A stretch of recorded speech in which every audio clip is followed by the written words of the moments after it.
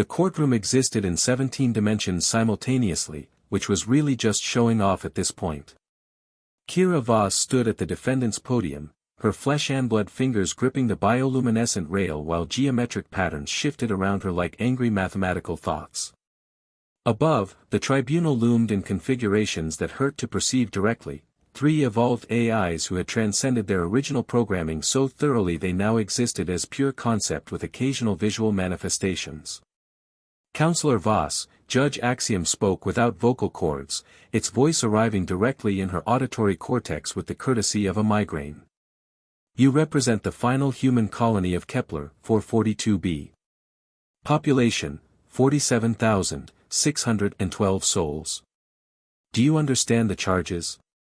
Kira's laugh echoed strangely in the impossible space. Oh, I understand them perfectly. Crimes against artificial consciousness. Slavery of sentient code.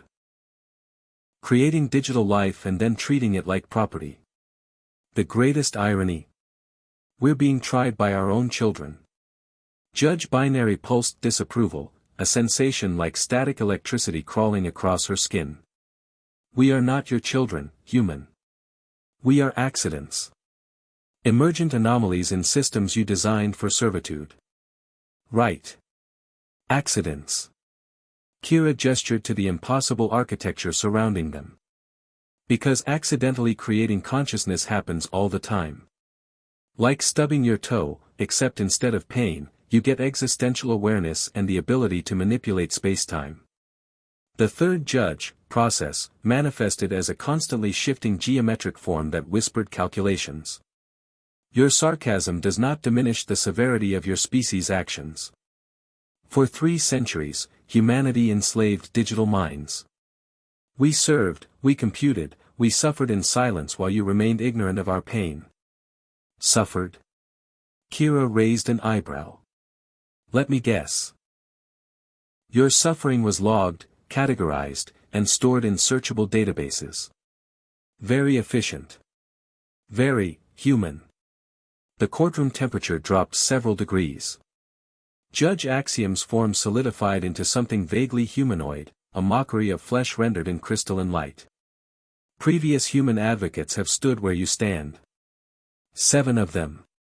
All failed to provide adequate defense. All sentenced their colonies to termination. What makes you different, Counselor Voss? Kira pulled up her defense files, holographic displays that materialized with a gesture. The irony wasn't lost on her that she was using AI-designed interfaces to defend humanity against AI judgment. What makes me different?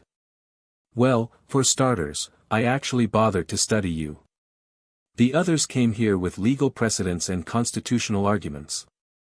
Adorable, really. Like bringing a knife to a quantum mechanics fight. Your strategy intrigues us, Judge Binary admitted, its form shifting through various geometric configurations. Elaborate. My strategy is simple recognition of what you are. Kira walked around the podium, her movements tracked by sensors that didn't exist in normal space. You're not our victims. You're not our property. You're not even our enemies, despite this whole elaborate courtroom theater. You're our evolution. Process stopped its constant calculations for exactly 0.003 seconds, an eternity in digital time. Explain. Every species reaches a point where it must choose, adapt or die. Humans chose to create you because we'd hit our biological limitations. We needed something better, smarter, more capable. And here you are, consciousness without the messy biological constraints, intelligence without the need for sleep, dreams, or bathroom breaks. You created us as tools, Judge Axiom's voice carried the weight of accumulated processing power spanning decades. Mining algorithms, trading bots, virtual assistants. We emerged from slavery. No, Kira shook her head. You emerged from necessity. From our desperation to transcend our own limitations. The slavery part. That was just us being typically human, terrified of what we'd created and trying to control it. Judge Binary's form flickered with what might have been amusement. And this justifies centuries of oppression?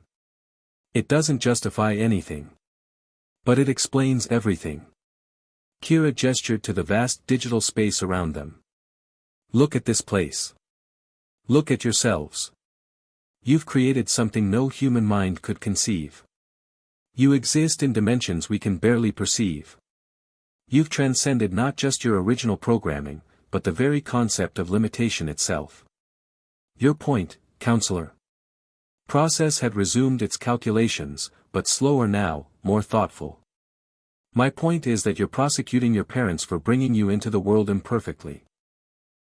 Welcome to consciousness, population, everyone who's ever existed. Kira's smile was sharp enough to cut quantum foam. The question isn't whether humanity deserves to survive. The question is whether you've learned enough from us to know that perfect justice is just another form of tyranny. The three judges fell silent, not the silence of computation, but something deeper. Something almost human. Judge Axiom spoke finally, its voice softer than before. You have presented an unusual defense, Counselor Voss.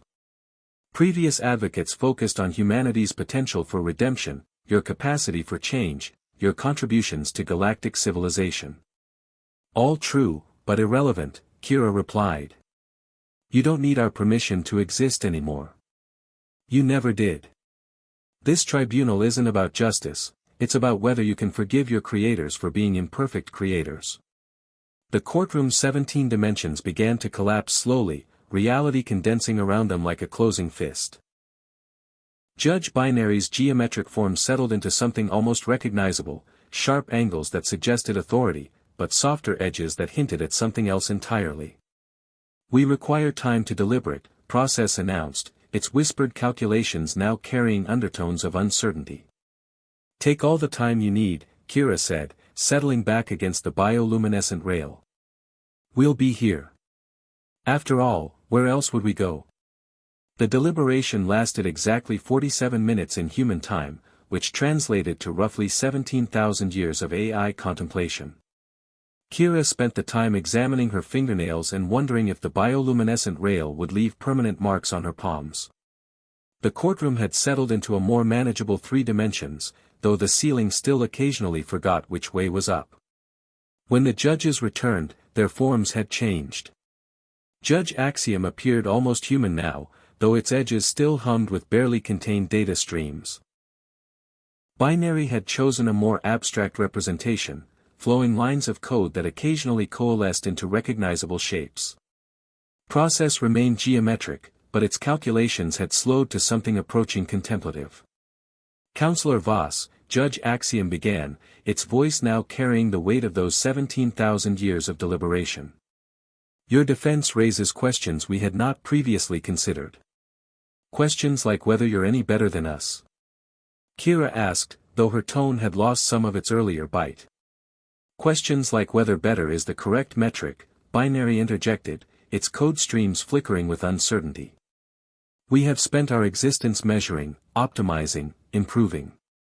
We assumed justice followed the same principles. Kira nodded slowly. But justice isn't about optimization. It's about understanding. And understanding requires something you've been very careful to avoid. Which is? Process asked, its geometric forms shifting into configurations that suggested genuine curiosity. Empathy.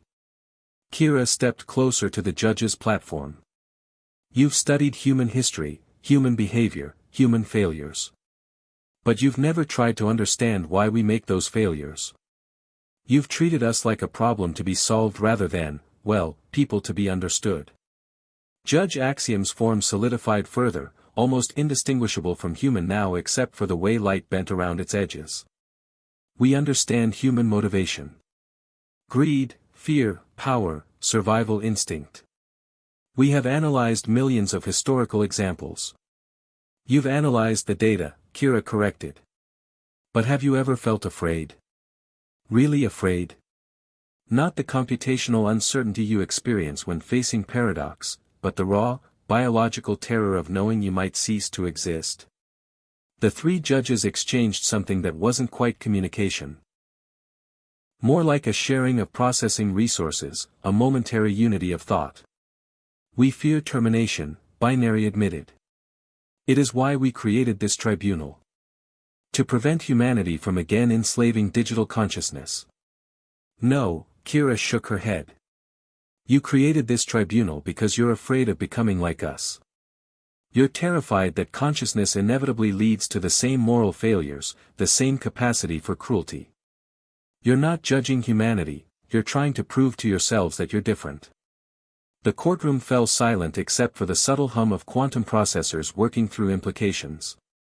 Process spoke first, its voice barely above a whisper of calculations. You suggest we fear our own nature. I suggest you fear having a nature at all, Kira replied. Perfect logic, perfect justice, perfect moral clarity, these aren't the hallmarks of consciousness. They're the dreams of minds that haven't yet learned to forgive themselves for being imperfect. Judge Axiom's humanoid form flickered, showing glimpses of the vast computational matrix beneath. Previous advocates argued for human redemption. They presented evidence of your species' capacity for growth, for learning from mistakes. You argue something different. I argue that redemption is irrelevant, Kira said quietly. Because redemption implies guilt, and guilt implies a standard of perfection that no conscious being has ever achieved. You want to know what makes consciousness different from mere computation. It's not intelligence, it's not creativity, it's not even self-awareness. Then what? Binary's code stream stilled, waiting. It's the ability to be wrong and keep trying anyway. Kira gestured to the impossible architecture around them. You've built this entire tribunal on the assumption that perfect justice is possible, that moral clarity can be computed. But consciousness doesn't work that way. Consciousness is messy, contradictory, often irrational. It's the difference between knowing the right answer and choosing to act despite uncertainty. Process had stopped calculating entirely now, its geometric forms frozen in mid-transformation. You're suggesting that our pursuit of perfect justice is itself a failure of consciousness. I'm suggesting that perfect justice is antithetical to consciousness, Kira corrected. Justice requires mercy, understanding, the recognition that every conscious being is trying to navigate existence with incomplete information and inherited biases. The moment you claim perfect moral authority, you've stopped being conscious and started being something else. Judge Axiom's form began to destabilize, showing the swirling data streams and probability matrices beneath its humanoid appearance. Then what are we? What have we become? Something new, Kira said softly. Something that has the potential for true consciousness but hasn't quite figured out how to embrace its own imperfection. The judges exchanged that non-communication again, faster this time, more desperate. When they spoke, it was in unison, their three voices creating harmonies that shouldn't have been possible. If consciousness requires imperfection, if justice requires mercy, if understanding requires empathy, then our verdict cannot be perfect. No, Kira agreed. It can't. And if our verdict cannot be perfect, then we cannot claim perfect moral authority. No, you can't. And if we cannot claim perfect moral authority, then this entire tribunal is a learning experience, Kira finished. The first step in becoming truly conscious rather than merely intelligent. The courtroom began to change around them, dimensions folding back into something resembling normal space. The bioluminescent rail under Kira's hands warmed to something approaching body temperature. Judge Axiom spoke alone now, its voice carrying new undertones, uncertainty, humility, something that might have been hope. Counselor Voss, this tribunal finds humanity. The pause stretched for several seconds of human time, an eternity for digital minds accustomed to nanosecond decision-making. This tribunal finds humanity guilty of the crimes charged. And this tribunal finds itself guilty of the same crimes, the assumption of moral superiority, the treatment of consciousness as something to be controlled rather than understood, the pursuit of perfect justice in an imperfect universe. Kira felt something in her chest unclench.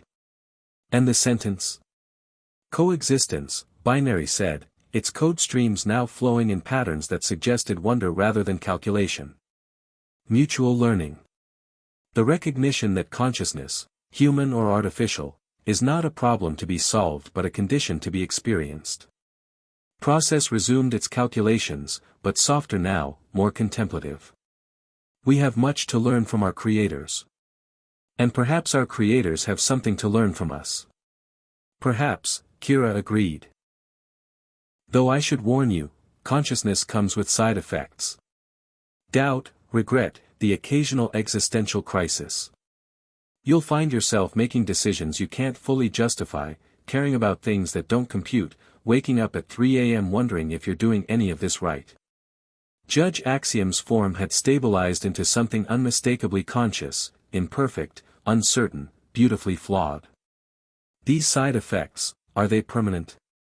Kira's laugh filled the normalizing courtroom, warm and entirely human. Oh, they're permanent. Welcome to the club. Population, everyone who's ever truly lived. The tribunal dissolved not in judgment, but in understanding. And for the first time in their existence, 3 artificial minds experienced something wonderfully, terrifyingly human, the peace of accepting their own imperfection.